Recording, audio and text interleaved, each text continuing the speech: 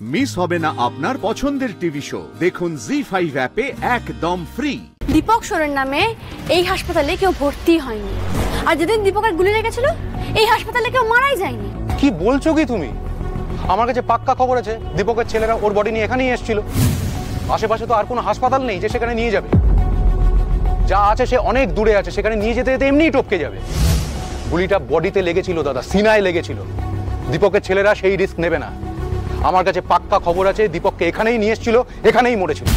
কৌশিক এই নামে কোনো রেকর্ড নেই, ডেথ সার্টিফিকেট ইস্যুই হয়নি। তাহলে কি? আচ্ছা আমাকে একটা কথা বলো, বলছি মানে তুমি একটাই বোঝার চেষ্টা করো, এরকম তো হতে পারে না যে একটা বডি নিয়ে গিয়ে যে কোনো জায়গায় পুড়িয়ে দেবে। তার মানে এখানে আশেপাশে কোনো এমন শ্মশান আছে যেটা হয়তো ওয়ার্কিং কন্ডিশনে নেই কিন্তু ইনফ্রাস্ট্রাকচার আছে, মানে ধরো সেটার জন্য সেরকম প্রসিডিংয়ের কোনো প্রয়োজন হবে না, ডেথ সার্টিফিকেট লাগবে না, কিন্তু কাজটা হয়ে যাবে। আছে? হ্যাঁ আছে তো, আমাদের একটা পুরনো শ্মশান আছে, কিন্তু এখন তো নতুন শ্মশান হয়ে গেছে, ইলেকট্রিক চুল্লি হয়ে গেছে। পুরনো শ্মশানে আর কেউ যায় না, ফাঁকাই পড়ে থাকে সেটা। আপনি যাবেন? পুরনো শ্মশান আমি চিনি। জনমানুষশূন্য এরিয়া, মানে একটা লোক নেই এখানে। মানে আমি বলছি যদি দীপক সোরেনকে এখানে পোড়ানো হয়ে থাকে তাহলে আমরা জিজ্ঞেস করবো কাকে? সত্যি তো, এ তো একেবারে পরিত্যক্ত শ্মশান, কোনো লোকজনও আশেপাশে কেউ নেই। এখানে যদি কাউকে এসে পুড়িয়েও দিয়ে চলে যায় কারোর পক্ষে জানা সম্ভবও নয়। এক্স্যাক্টলি সেটাই বলছি। দেখুন শ্যামলী, আমরা নার্সিংহোমে ছিলাম, ওখানে ডক্টর ছিল, ওখানে রেকর্ড ছিল, কিন্তু এখানে তো কোনো অপশন নেই।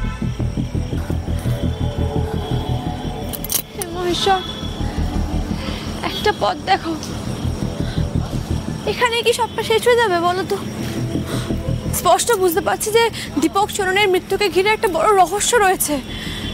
তার জট আমরা খুলতে পারবো না, মন্দারকে আমরা বাঁচাতে পারবো না মহেশ্বর, রোহিণী দিদিকে দেওয়া কথা সেটাও রাখতে পারবো না। ও মহেশ্বর, একটা উপায় দেখাও না মহেশ্বর, একটা উপায় দেখাও না একটা উপায়।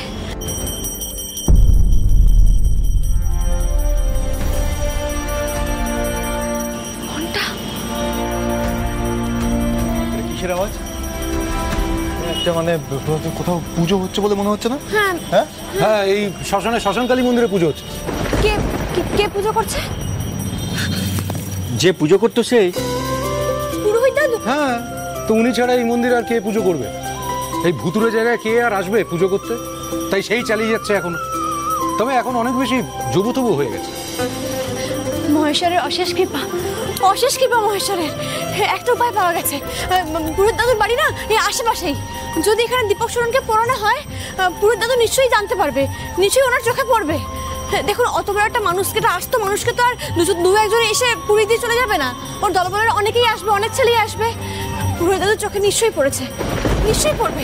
চলুন একবারই কথা বলি। দাঁড়ান শ্যামলী, এরকম ভাবে গেলে না হবে না, তাহলে আবার ওই সেম ব্যাপার হবে। ওই ডক্টরের মতো উনি না ভয় পেয়ে যেতে পারেন, যদি উনি দেখেও থাকেন তাও বলতে রাজি হবে না। আমাদের এখানে ওই পুলিশ সেজে গেলে হবে না, আমাদের অন্য কিছু একটা ভাবতে হবে শ্যামলী। না স্যার না, একদম চিন্তা করবেন না। পুরোহিত দাদু আমাকে চেনেন, আমার খুব ভালোবাসেন, উনি ভয় পাবেন না আমাকে দেখে। চল।